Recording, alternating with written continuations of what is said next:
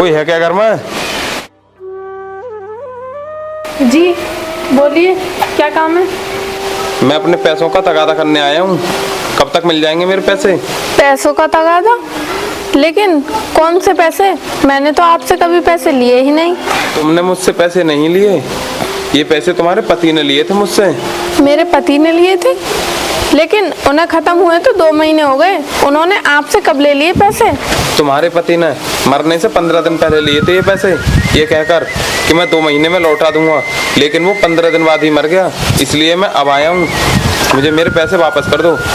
जहाँ तक मुझे याद है, उन्होंने किसी अमित से 40,000 रुपए लिए थे। हाँ तो वो अमित मैं ही तो हूँ, उसने मुझसे ही लिए थे ये पैसे। लेकिन उन्होंने वो पैसे एक जमीन का सौदा करने के लिए लिए थे, मगर किसी वजह से उस जमीन का सौदा नहीं हो पाया, तो 2-3 दिन में उन्होंने वो पैसे वापस भी कर दिए थे। ये तुम क्या कह रही हो? उसने वो पैसे मुझसे लिए तो थे, लेकिन वापस नहीं लौटाए। लेकिन उन्हें मैंने खुद अपने हाथों से पैसे दिए थे घर से, और वो कह भी रहे थे कि मैं ये पैसे अमित जी के वापस कर देता हूँ, घर पर रखकर बेफालतू में इनका ब्याज ही पड़ेगा। तो क्या मैं झूठ बोल रहा हूँ? नहीं, मैंने ऐसा तो नहीं कहा कि आप झूठ बोल रहे हैं। देखो मेरी बात अच्छी तरह सुन लो। तुम्हारे पति ने मुझसे पैसे लिए थे और उसने 1 भी रुपए मुझे वापस नहीं किया, और अब वो पैसे तुम्हें मुझे ब्याज के साथ देने होंगे, समझी? देखिए, ये तो आप बहुत गलत कर रहे हैं। मैं रोज बेलदारी करके अपना घर चलाती हूँ, और मैं आपको इतनी बड़ी रकम ब्याज के साथ कैसे दे सकती हूँ? वो मुझे नहीं पता, मुझे मेरे पैसे चाहिए तो चाहिए बस। हाँ, आप मुझ पर थोड़ा सा तो रहम खाइए। मैं आपको इतने सारे पैसे कहाँ से दूँ? वो मुझे नहीं पता, कहीं से भी दे, मुझे मेरे पैसे चाहिए, और वो भी ब्याज के साथ। साहब, आप ऐसे ही किसी से जबरदस्ती नहीं कर सकते। और मैं आपको पैसे क्यों दूं, जब मेरे पति ने आपको पैसे पहले ही वापस कर दिए हैं तो? अच्छा, तो तू ऐसे नहीं मानेगी। देख, अगर मैं पैसे देना जानता हूँ तो उनसे पैसे कैसे निकालने हैं ये भी बहुत अच्छी तरह से जानता हूँ। तुम्हें शर्म आनी चाहिए, एक विधवा औरत से ऐसे बेईमानी करते हुए। अरे इसमें शर्म की कौन सी बात है? जब मैंने तुम्हें पैसे दिए हैं तो उन्हें वापस नहीं मांगू क्या? और शर्म तो तुम्हें आनी चाहिए। एक तो मैंने तुम्हें पैसे देकर तुम्हारा काम निकाला, और ऊपर से जब मैं अपने पैसे वापस मांगने आया हूँ तो तुम्हारी नीयत खराब हो रही है। तुम जैसे लोगों की औकात नहीं है पैसे चुकाने की, तो लेते ही क्यों हो तुम लोग? देखिए साहब, आप औकात तक मत जाइए, क्योंकि ये बात सही नहीं है। क्यों नहीं जाऊं मैं औकात तक? और क्या बात सही नहीं है? मैं तो कहूंगा, और ऐसे ही कहूंगा। आज तो मैं तुझसे अकेले में कह रहा हूँ, अगर मेरे पैसे नहीं दिए ना तूने, तो मैं कल पूरे मोहल्ले के सामने तुझे बेइज्जत करूंगा। ठीक है, तो मैं तुम्हारे पैसे मिल जाएंगे, लेकिन मुझे कुछ समय चाहिए। ठीक है, मैं तुम्हें 15 दिन का समय दे रहा हूँ। मुझे मेरे पैसे 15 दिन में वापस कर देना। ये तुम क्या कह रहे हो? 15 दिन में मैं इतने सारे पैसे कहाँ से दे पाऊंगी? मुझे कुछ नहीं पता। अगर तुमने मेरे पैसे 15 दिन में नहीं दिए तो मैं तुम्हें इस घर से धक्के मारकर बाहर कर दूंगा। साहब, आप ये क्या कह रहे हो? आप मेरे साथ ऐसा नहीं कर सकते। अगर तूने पैसे नहीं दिए तो ऐसा ही होगा, या तो मेरे पैसों का इंतजाम कर ले, या फिर इस घर को छोड़ने के लिए तैयार हो जा।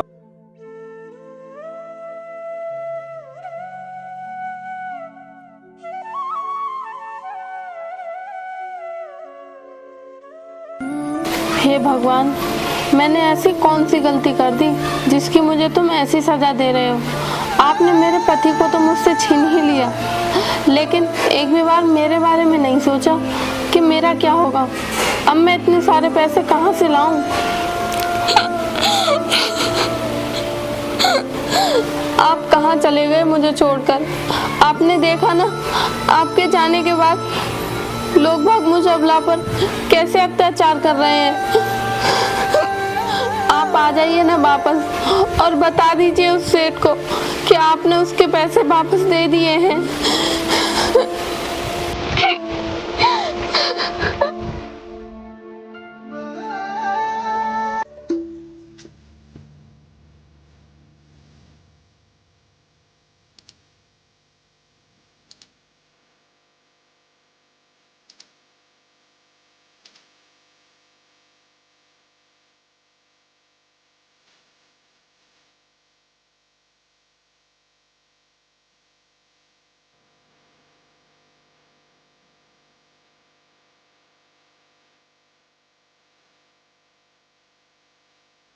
भैया, क्या यहाँ पर मुझे कुछ काम मिलेगा? हाँ क्यों नहीं, वैसे भी हमें एक बेलदार की जरूरत है, लेकिन मैंने आपको कहीं देखा है मगर याद नहीं आ रहा कहाँ देखा है। क्या आप मुझे बता सकती है आप किसके घर से हो? जी, मैं रामनगर से सोनू की पत्नी हूँ। अच्छा, आप सोनू भाई की पत्नी हो। बहुत भले आदमी थे सोनू भाई। आज उनकी वजह से मुझे 2 वक्त का खाना और अच्छी जिंदगी जीने का मौका मिला है। अगर वो मेरी सही समय पर मदद नहीं करते तो मैं कहीं पर भीख मांग रहा होता। लेकिन आप एक बात बताओ, आप ये सफेद साड़ी क्यों पहन रही हो? अब मैं सफेद साड़ी ना पहनूं तो और क्या पहनूं, क्योंकि कुछ दिन पहले उनकी मौत हो गई। ये क्या कह रही हो तुम? हाँ, मैं सही कह रही हूँ। अगर आज वो जिंदा होते तो शायद मुझे यूं दर दर नहीं भटकना पड़ता। आप परेशान मत होइए, सब कुछ ठीक हो जाएगा। जब जब आपको किसी चीज़ की ज़रूरत पड़े तो मुझे याद कर लेना, मैं आपकी हर ज़रूरत पूरी करने की कोशिश करूँगा। जी धन्यवाद मुझे ये सब कहने के लिए, लेकिन मुझे अभी काम की ज़्यादा ज़रूरत है। बस आप मुझे अपने यहाँ पर काम पर रख लीजिए। आप ये कैसी बातें कर रही हो? मैं जो कुछ भी हूँ आपकी वजह से हूँ। मैं आपको काम पर कैसे रख सकता हूँ? आपको जो चाहिए वो आपके घर पहुँच जाएगा, आप फिक्र मत कीजिए। आप जो कुछ भी हैं वो अपनी मेहनत से हैं, और मैं ऐसे ही आपसे कुछ भी नहीं ले सकती, क्योंकि मैं भी अपनी मेहनत से कुछ करना चाहती हूँ। लेकिन देखिए, अगर आप मुझे काम दे सकते हैं तो ठीक है, अगर नहीं दे सकते तो बताइए, मैं कहीं और जाकर काम देख लेती हूँ। ठीक है, जैसे आपकी मर्जी, लग जाइए काम पर।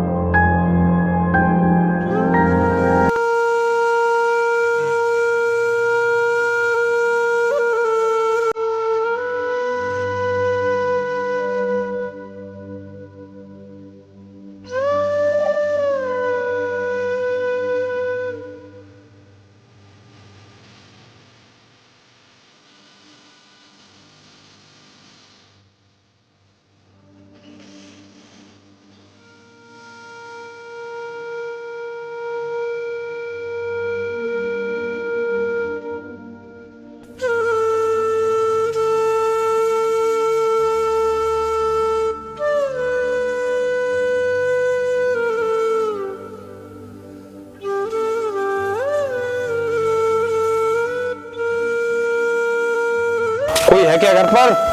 अरे आप, और यहाँ? हाँ मैं, और यहाँ। पहले तू मुझे ये बता, तूने मेरे पैसों का इंतजाम किया है या नहीं? इतने कम समय में मैं इतने सारे पैसे कैसे लौटा सकती हूँ? आप मुझे थोड़ा सा समय और दे दो, मैं आपके पैसे जल्दी ही लौटा दूंगी। नहीं, अब मैं तुझे समय नहीं दे सकता। अब तो तुझे ये घर छोड़कर जाना ही होगा और ये घर मेरे नाम पर करवाना होगा। ये आप क्या कह रहे हैं? एक तो मैं पहले से ही विधवा हूँ, और अब आप मेरा ये घर भी छीन लोगे तो मैं कहाँ जाऊंगी और कहाँ रहूंगी? मुझे कुछ नहीं पता, तुझे ये घर छोड़कर तो जाना ही होगा। मुझ पर थोड़ा सा रहम खाइए और मुझे कुछ समय और दे दीजिए। चल ठीक है, तू इतनी जिद कर रही है तो तुझे एक मौका दे ही देता हूँ। मैं तेरे ऊपर सारा कर्ज माफ कर दूंगा, लेकिन तुझे मेरी एक बात माननी पड़ेगी। कैसी बात? देख, अब तो तेरा पति भी मर गया, इसलिए अब तुझे ज्यादा सोचने की भी जरूरत नहीं है। मैं कुछ समझी नहीं, जो भी कहना है साफ साफ कहो। ठीक है, साफ साफ बता देते हैं। देख, अगर तू मेरे साथ रात बिताएगी तो मैं तेरे ऊपर सारा कर्ज माफ कर दूंगा। अपनी जवान को लगाम दो, तुमने ऐसा सोच भी कैसे लिया कि मैं ऐसा करूंगी? इसमें सोचने की क्या बात है? अब तो तेरा पति भी मर गया, तू अपनी मर्जी की खुद मालिक है, जो तुझे सही लगे वो कर सकती है। अगर तूने एक शब्द और भी कहा ना तो पता नहीं मैं तेरा क्या कर दूं। अगर तू अपनी जान की सलामती चाहता है ना तो चला जा यहाँ से। तेरी हिम्मत कैसे हुई मुझ में थप्पड़ मारने की? और क्या कहा तूने? मैं अपनी जान की सलामती चाहता हूँ? अब तो तुझे इस घर को छोड़कर जाना ही होगा। चल निकल यहाँ से। क्यों धक्का मार रहे हैं इन्हें? इसके पति ने मुझसे पैसे लिए थे और वो पैसे लेने के बाद 15 दिन बाद ही मर गया। मैंने इसे भी 15 दिन का समय दिया है कि मेरे पैसे वापस कर दे, लेकिन इसने भी मेरे पैसे वापस नहीं किए। अब मैंने इसके घर पर कब्जा कर लिया और इसे यहाँ से भगा रहा हूँ। कितने पैसे लिए सोनू भैया ने तुमसे? पूरे 40,000 रुपए लिए थे उसने। ये पकड़ 50,000 रुपये और निकल यहाँ से। मुझे लगता है तू ही इस विधवा का फायदा उठा रहा है, तभी तो तूने मुझे बिना सोचे समझे ये 50,000 रुपए दे दिए। चुप रह, तुझे क्या लगा मेरी सोच तेरी तरह? मैं इन्हें अपनी बहन मानता हूँ और तुझे तेरे पैसे मिल गए, चल निकल यहाँ से।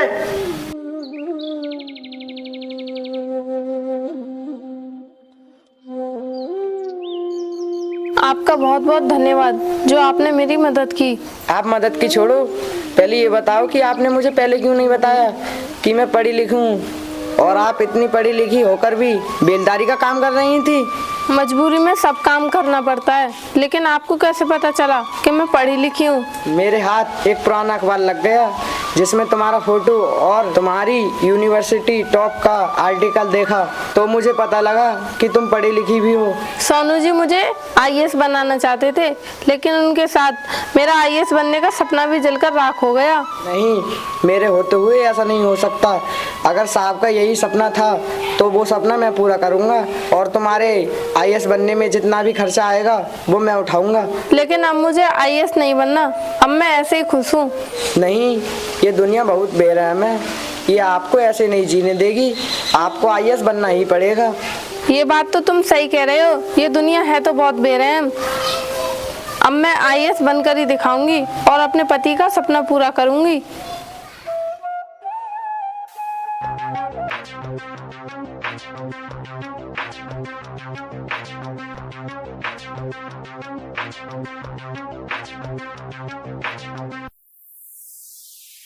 यार रखी तो यहीं थी फाइल, पता नहीं कहाँ चली गई।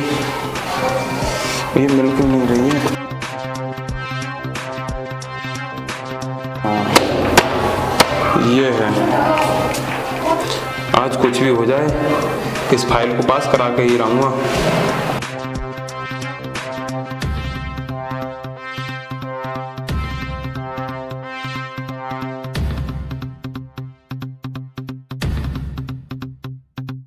मैडम, मैं अंदर आ सकता हूँ क्या? Yes, coming. मैडम, ये मेरी फाइल है, अगर आप पढ़कर इसे पास कर दो तो आपकी बड़ी मेहरबानी होगी। लाओ फाइल मुझे दो। अरे तुम और आईएएस ऑफिसर? हाँ, तो क्या हुआ, मैं आईएएस नहीं बन सकती क्या? नहीं, ऐसी बात नहीं है मैडम।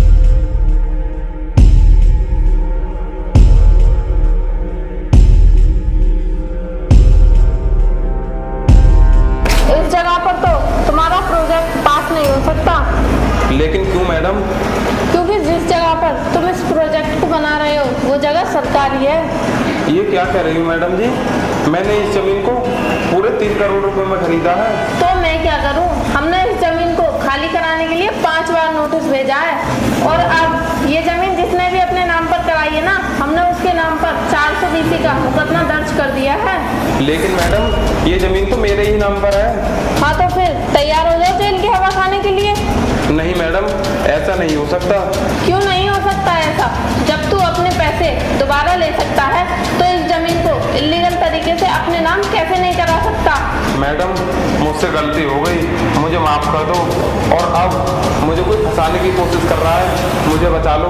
वैसे तेरी जानकारी के लिए मैं तुझे बता दूं, तुझे मैंने ही फंसाया है। जेपी ने मेरे ही कहने पर नकली कागजों को तैयार करके उस जमीन को तुझे बेचा है। मुझे पता था कि तू इस जमीन को जरूर खरीदेगा, क्योंकि तुझे पता है इस जमीन की कीमत 3 करोड़ नहीं बल्कि 7 से 8 करोड़ है। इसीलिए अब तू अपनी लालच की वजह से बहुत बुरी तरीके से फंस चुका है।